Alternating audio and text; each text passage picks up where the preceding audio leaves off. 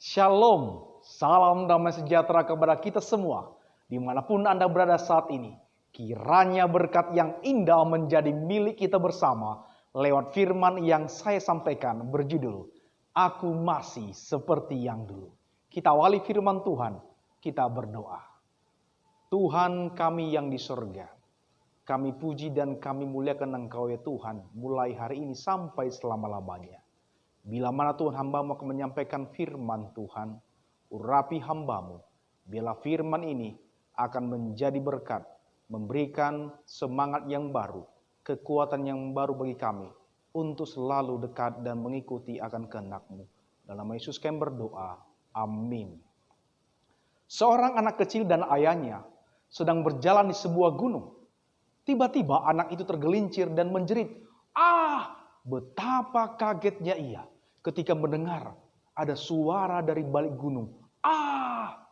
Dengan penuh rasa ingin tahu, ia berteriak, "Hai, siapa kau?" Ia mendengar lagi suara dari balik gunung. "Hai, siapa kau?" Ia merasa dipermainkan dan dengan marah berteriak lagi, "Kau pengecut!" Sekali lagi dari balik gunung terdengar suara, "Kau pengecut!" Ia lalu menengok ke ayahnya dan bertanya, "Ayah, sebenarnya apa yang terjadi?" Ayahnya tersenyum dan berkata, "Anakku, mari perhatikan ini." Kemudian ayahnya berteriak sekuat tenaga pada gunung, "Aku mengagumimu." Dan suara itu menjawab, "Aku mengagumimu." Sekali lagi ayahnya berteriak, "Kau adalah sang juara." Suara itu pun menjawab lagi, "Kau adalah sang juara." Anak itu merasa terheran-heran, tapi masih juga belum memahami. Kemudian ayahnya menjelaskan, "Nak, orang-orang menyebutnya dengan gemah. Tetapi sesungguhnya inilah yang dimaksud dengan hidup itu. Ia akan mengembalikan padamu apa saja yang kau lakukan dan katakan." Hidup kita ini hanyalah refleksi dari tindakan kita. Bila kita ingin mendapatkan lebih banyak cinta kasih di dunia ini, maka berikanlah cinta kasih dari hatimu. Bila kita ingin mendapatkan kebaikan dari orang lain, maka berikanlah kebaikan dari dirimu. Inilah hukum kehidupan. Saudaraku yang diberkati dalam Yesus, firman Tuhan berkata dalam Matius 7 ayat 12, "Segala sesuatu yang kamu kehendaki supaya orang perbuat kepadamu, berbuatlah demikian juga kepada mereka." Itulah isi seluruh hukum Taurat dan kitab para nabi. Alangkah indahnya, alangkah bahagianya hidup, bahwa setiap berkat yang kita berikan akan datang kembali, bahkan dengan berkat yang lebih. Ada slogan untuk petani sawit, "Kasih saya makan, akan kuberikan engkau makan." Kalau kita mau menerima hasil yang melimpah dengan buah sawit yang banyak, caranya mudah. Rawat dan berikan dia pupuk. Apa yang engkau berikan, dia akan kembalikan kepadamu. Itu adalah hukum atau aturan dari bertanam sawit dan bahkan bercocok tanam lainnya.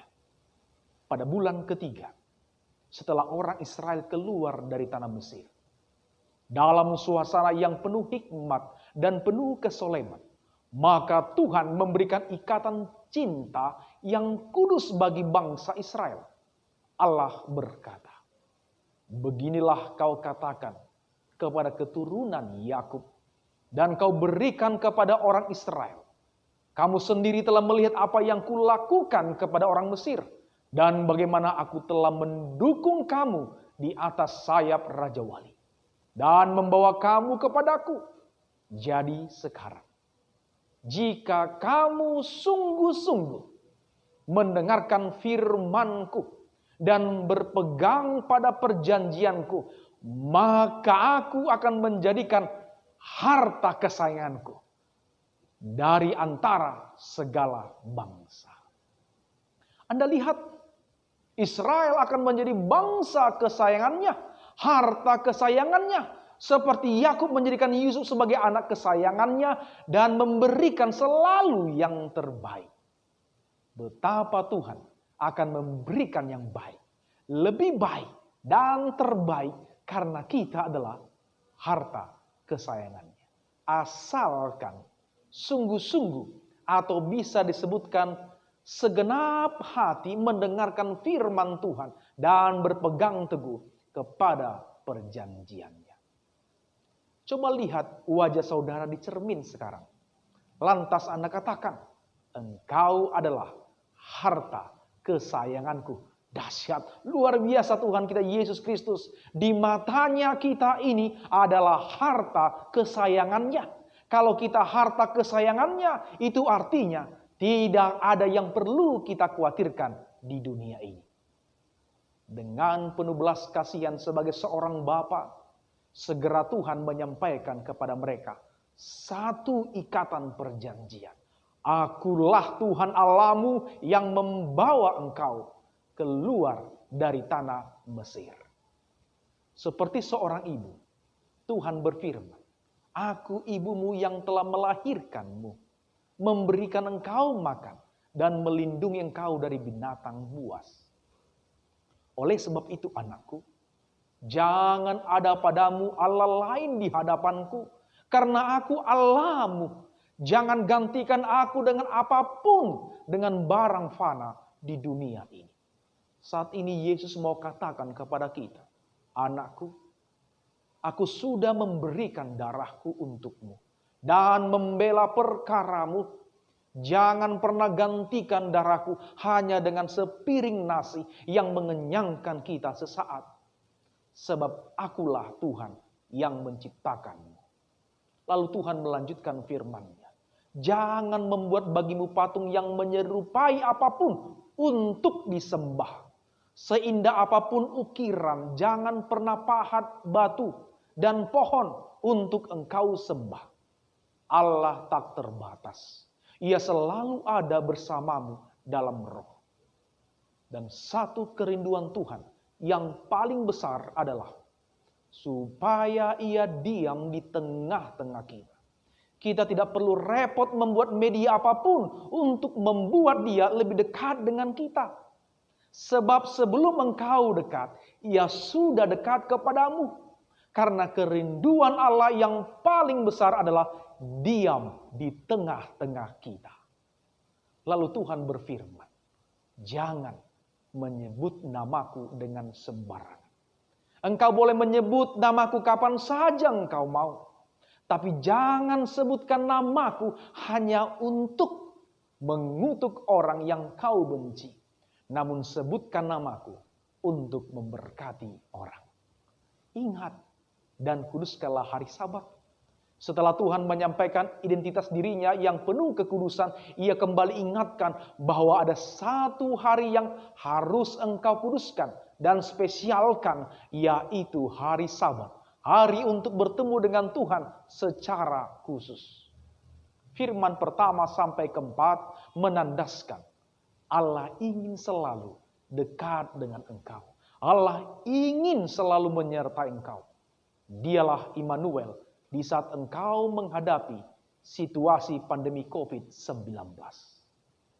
Lalu Tuhan berfirman, hormatilah ayah dan ibumu, supaya lanjut umurmu di tanah yang diberikan Tuhan kepadamu. Perhatikan baik-baik. Tanah yang akan kita masuki adalah surga. Menghormati orang tua adalah jalan menuju surga. Jangan pernah engkau sakiti dan lukai hati mereka. Orang tua adalah jalan kesuksesan dalam hidupmu. Di sebuah daerah kecil di Korea Selatan, seorang janda yang ditinggal mati suaminya hidup berdua saja dengan anak laki-lakinya. Baginya anak laki-laki itu adalah hidupnya. Karena anaknya tersebut adalah tempat bergantungnya. Oleh karena itu, setiap ada sesuatu yang enak, ia akan memberikannya kepada anaknya. Sementara untuk dia yang tidak enak, suatu hari anaknya yang tidak berbakti itu menjual semua padi mereka yang ada di gunung. Serta ladang mereka tanpa membicarakannya terlebih dahulu dengan ibunya. lalu mengumumkan bahwa ia akan pergi ke Hanyang untuk mencari uang. Hanyang adalah kota besar yang saat ini disebut dengan Seoul, ibu kota terbesar di Korea Selatan. Ia sama sekali tidak peduli jika ibunya kelaparan atau meninggal, dan pergi meninggalkan rumah tanpa menoleh lagi. Ibunya sama sekali tidak dapat mencegah kepergian anaknya yang tidak berbakti itu. Air matanya tumpah tiada henti menyaksikan kepergian anaknya. Yang tidak berperasaan menghilang di balik bukit, lalu ia kembali ke rumah yang dingin dan kosong. Di Hanyang, anak yang tidak berbakti itu menjalankan berbagai macam bisnis yang berbeda untuk mendapatkan uang. Tapi karena satu dan lain hal, ia selalu rugi dan tidak berhasil menjalankan bisnisnya. Karena ingin mengetahui mengapa ia begitu sial, anak yang tidak berbakti itu memutuskan untuk meramal nasib. Sebagai pilihan terakhir, ia menemui tukang ramal yang siapa tahu dapat mengembalikan nasib baiknya. Begitu ia menaruh uangnya di hadapan tukang ramal itu, hal pertama yang diucapkan tukang peramal itu adalah, "Oh, aku melihat kau selalu gagal dalam melakukan apapun. Nasib baik hanya akan kembali jika kau kembali dan merawat seseorang yang mengenakan sepatu terbalik dengan baik."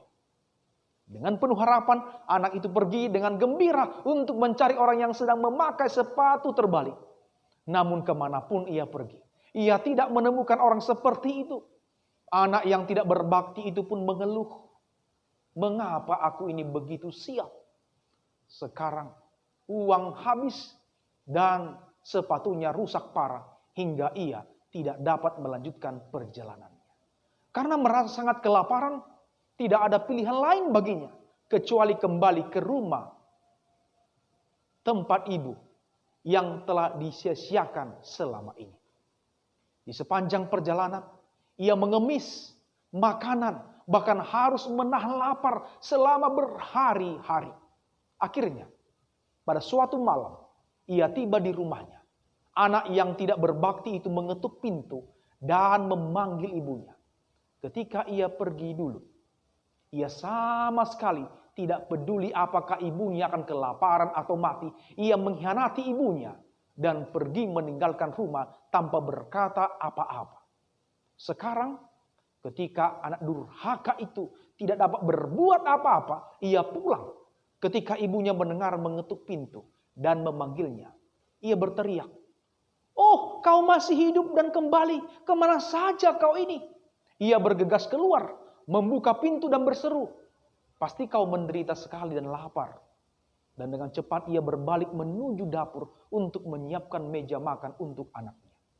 Ketika anak tidak berbakti itu memandang ibunya dari belakang, ia melihat ibunya memakai sepatu terbalik. Pada saat itu, ia mendapatkan pencerahan luar biasa. Oh, ternyata inikah yang dimaksud orang yang mengenai sepatu terbalik. Dengan sangat menyesal, ia menangis dan meminta maaf kepada ibunya. Dan mulai saat itu, ia melayani ibunya seolah-olah ibunya adalah Tuhan. Setiap ia mendapatkan yang bagus, yang baik, makanan, pakaian, atau sepatu, ia selalu memanggil ibunya dan memberikannya. Ia menyayangi ibunya dengan sepenuh hati dan melayani ibunya seperti melayani Tuhan.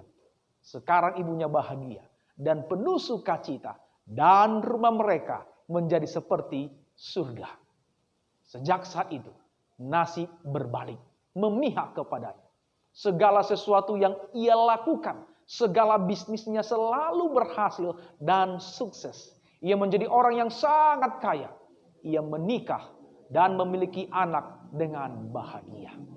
Jika kita ingin menerima berkat dan menjadi sukses, marilah kita melayani orang tua kita. Maka Tuhan akan melimpahkan berkat-Nya kepada kita dan akan menganugerahkan dunia baru. Itulah surga. Lepaskan jasmu, pangkatmu, jabatanmu, semua itu tidak ada harganya selagi engkau tidak menghormati orang tuamu. Mereka berdoa setiap saat untukmu, bukan orang lain. Mereka berkorban untukmu, bukan orang lain. Tidak ada kasih yang sama dengan Yesus Kristus selain kasih ibu yang mau merelakan nyawanya untuk melahirkanmu. Tuhan katakan, hormati mereka, sayangi mereka, maka ingatlah tanah perjanjian, tanah keberhasilan akan menjadi milikmu, dan itulah hukum yang kelima. Lalu Tuhan, si pemberi hidup berkata, jangan membunuh. Aku memberikan hidup kepadamu. Jangan membunuh. Jangan berzinah. Jangan mengucapkan saksi dusta. Dan jangan mengingini yang dimiliki sesamamu. Dan 10 perintah yang diberikan Tuhan kepada umatnya. Manakah perintah yang tidak baik menurut kita? Sudah pasti semua baik dan benar. Bahkan yang tidak mengenal Yesus pun sepakat dengan hukum yang diberikan tersebut. Kenapa? Sebab ini adalah hukum moral yang bersifat universal untuk semua manusia. Ingat cerita tadi dari negeri Han yang mereka tidak mengenal Tuhan kita. Tapi hukum berbakti kepada orang tua adalah yang sangat penting. Namun saat pertama diberikan kepada bangsa Israel, perintah ini adalah tanda bahwa bangsa Israel adalah harta kesayangan Tuhan. Perintah yang kita lakukan ini adalah tanda bahwa kita adalah harta kesayangan Tuhan. Karena Tuhan terlalu sayang kepada kita sehingga Dia jaga hidup kita dari hukum yang Dia tentukan. Pertanyaannya, apakah kita benar-benar sayang kepada Tuhan? Saya percaya Anda sayang kepada Tuhan. Seperti kita sayang kepada orang tua, kita akan berusaha menyenangkan hati mereka. Dan kita akan berusaha menyenangkan hati Tuhan kita. Kalau engkau ingin hidupmu diberkati, lakukanlah kehendaknya dengan segenap hati, dengan segenap akal budi, dan segenap kekuatanmu. Itu adalah hukum sukacita sejati. 3 hal penting saat kita menuruti perintahnya yang terdapat di dalam 10 hukum. Mengasihi Tuhan dengan yang pertama, segenap hati. Yang kedua, segenap akal budimu. Dan yang ketiga, dengan segenap kekuatanmu. Saudaraku yang kukasih dalam Yesus Kristus, Jepang adalah negara yang maju. Negara dengan kemajuan teknologi yang pesat, baik di bidang transportasi maupun komunikasi. Jepang adalah negara pemasok kendaraan terbesar di Indonesia. Tapi tahukah Anda bahwa di Jepang anak-anak SD sampai SMP yang mau ke sekolah berjalan kaki. Dan baru SMA dapat diizinkan menggunakan kendaraan. Itu pun sepeda. Di Jepang mereka baru belajar membaca dan menulis di kelas 4. Sedangkan di kelas 1 sampai kelas 3, pendidikan yang mereka utamakan adalah belajar sopan santun, kebersihan, dan kedisiplinan, merawat lingkungan. Jadi jangan heran, Jepang adalah negara yang terkenal dengan disiplin yang tinggi dan kebersihan yang tinggi. Dan di Jepang tidak ada pembantu rumah tangga. Mereka bekerja sehingga anak-anak meneladani orang tuanya. Negara ini tentram karena mereka dididik untuk hidup dengan aturan. Sedangkan di negara kita rasanya hidup di dalam aturan begitu menderita seperti di penjara. Anehnya, mungkin orang-orang yang tidak suka aturan ini sangat menyukai Jepang yang hidup dengan aturan yang tinggi. Tuhan merancang kehidupan umat kesayangannya dengan aturan yang mendatangkan kebahagiaan. Sejak dari perjanjian lama sampai perjanjian baru, 10 hukum yang diberikan kepada umatnya tidak berubah. Sebab ini adalah hukum moral. Ia masih seperti yang dulu. Sebab Yesus tidak berubah. Dan dikatakan hari ini kepada kita, aku masih seperti yang dulu. Itu sebabnya ayat yang persis sama petikannya di perjanjian lama muncul kembali di perjanjian baru. Ulangan 6 ayat 5 berkata, kasihilah Tuhan Allahmu dengan segenap hatimu. Lalu Matius 22 ayat 37 berkata, kasihlah Tuhan Allahmu dengan segenap hatimu juga. Kasih Allah kekal. Kalau kita mau mengerti bagaimana kasih Allah itu, maka cukup mengerti dengan dua bagian. Kasihlah Tuhan Allahmu dan kasihlah sesamamu manusia. Jika kita bertanya bagaimana caranya mengasihi Allah dan manusia, maka jawabannya ada di 10 hukum. Apa 10 hukum itu? Kasih. Dan kasih itu kembali kepada kasih. Jadi hukum yang diberikan Tuhan adalah wujud kasih Tuhan kepada harta kesayangannya agar hidup dalam kebahagiaan. Kehidupan manusia tidak lepas dari hukum yang mengatur kehidupan kita lebih baik. Ada hukum gravitasi yang sudah ada dari dulu dan tidak pernah berubah. Ada hukum di dalam tubuh kita ini yang tidak pernah berubah dari sejak awal kita diciptakan bahwa kita memerlukan air. Jika tidak, kita akan mati. Oleh sebab itu, kita harus menjaganya karena kita ingin hidup lebih lama. Kita menyebutnya hukum kesehatan. Alkisah, ada seorang pria sedang bingung mencari usaha. Ia ingin suatu usaha yang tidak banyak dilakukan orang. Akhirnya ia pun memutuskan membuka bisnis kebun binatang. Singkat cerita, kebun binatang miliknya pun berdiri. Di pintu masuknya dia pasang tarif tiket Rp30.000 per pengunjung. Tapi sudah beberapa hari, pengunjung sangat sepi. Bahkan pernah beberapa waktu tak seorang pun yang datang berkunjung. Karena lama tidak ada pengunjung, maka harga tiket pun ia turunkan menjadi Rp20.000. Tapi tetap saja pengunjung masih kurang ramai. Bahkan bisa dikatakan sangat sepi. Dikarenakan masih tidak ada juga pengunjung. Akhirnya ia kembali turunkan tarif tiket menjadi Rp10.000. Namun tak kenapa. Tetap saja tidak ada pengunjung yang masuk. Akhirnya ditulislah pengumuman di pintu kebun binatang tersebut. Masuk gratis. Melihat pengumuman tersebut, banyak orang yang berebutan masuk. Ketika pengunjung dalam penuh, pemilik kebun binatang ini membuka semua pintu kandang binatang buas, singa, harimau, serigala, ular, dan pintu keluarnya sudah dikunci. Lalu di pintu keluar ditulis, keluar bayar Rp500.000. Banyak orang berebut bayar. Inilah ironi kehidupan. Ketika ditawarkan untuk hidup sehat, konsumsi nutrisi, penunjang kesehatan, yaitu olahraga, minum air putih, konsumsi nutrisi kesehatan dalam upaya pencegahan penyakit, banyak orang tidak mau. Tapi kalau sudah masuk rumah sakit, berapapun mahalnya biaya rumah sakit, pasti akan dibayarnya untuk dapat sembuh. Sekalipun harus jual aset atau berhutang dan cari sumbangan. Allah memberikan segala sesuatu aturan kehidupan agar kita hidup lebih bahagia. Karena kita adalah harta kesayangannya. Sehingga tidak ada yang membuat kita dibebani. Tapi kita akan bersuka cita melakukannya. Orang yang hidup di dalam kasih tidak akan hidup di bawah hukum Taurat. Artinya adalah ada orang yang tidak memerlukan pamflet, dilarang merokok. Baginya tidak merokok adalah sukacita karena dia mengasihi tubuhnya. Sementara yang lain, pamflet itu harus benar-benar ada agar dia tidak merokok. Beda bukan antara di bawah hukum Taurat dengan tidak. Sama-sama melakukan, tetapi perbedaannya. Yang satu bahagia, satu lagi menjadi beban. Itu sebabnya Raja Daud mengatakan dalam Mazmur 119 ayat 97. Betapa ku cintai Tauratmu. Aku merenungkannya sepanjang hari. Jika kita sudah mencintai seseorang, sesuatu, maka kita akan melakukan cara apa saja untuk mendapatkannya.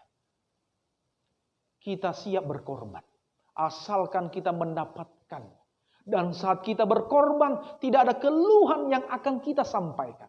Dengan semangat dan sukacita, kita akan berusaha untuk mendapatkannya.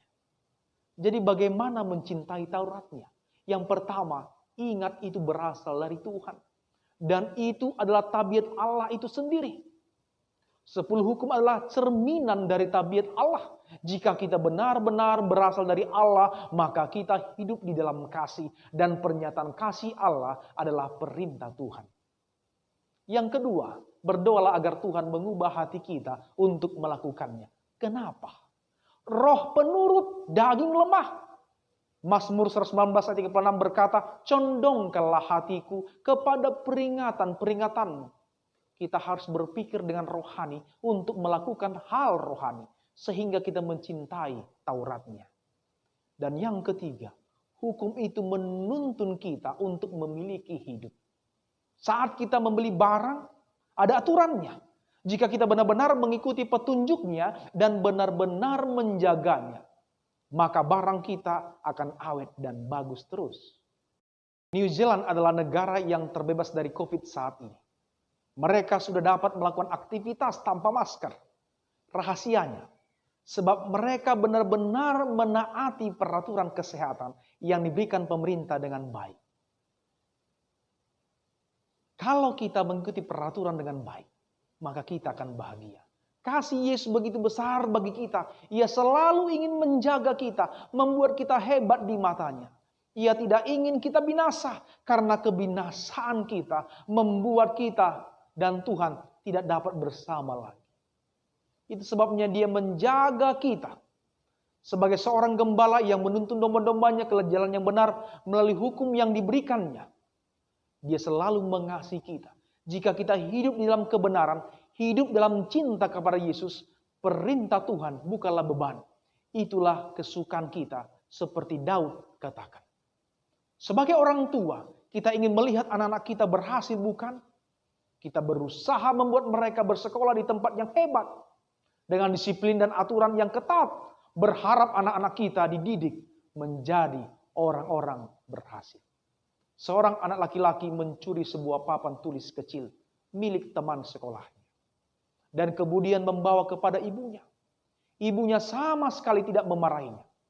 Ia bahkan memuji kepintaran anaknya tersebut. Ketika anak itu bertumbuh dewasa, ia mulai mencuri benda-benda berharga.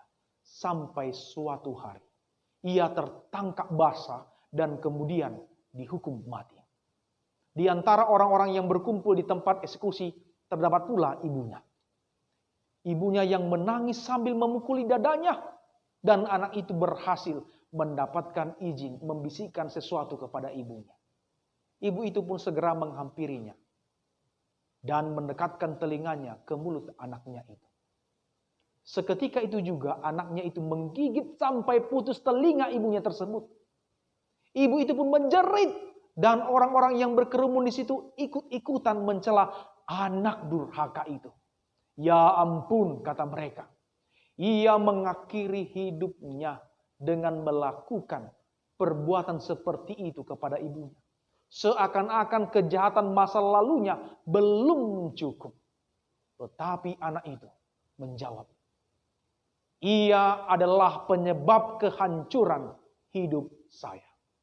Seandainya ia memarahi saya ketika saya mencuri sebuah papan tulis kecil, tentu saya tidak akan berdiri di sini hari ini.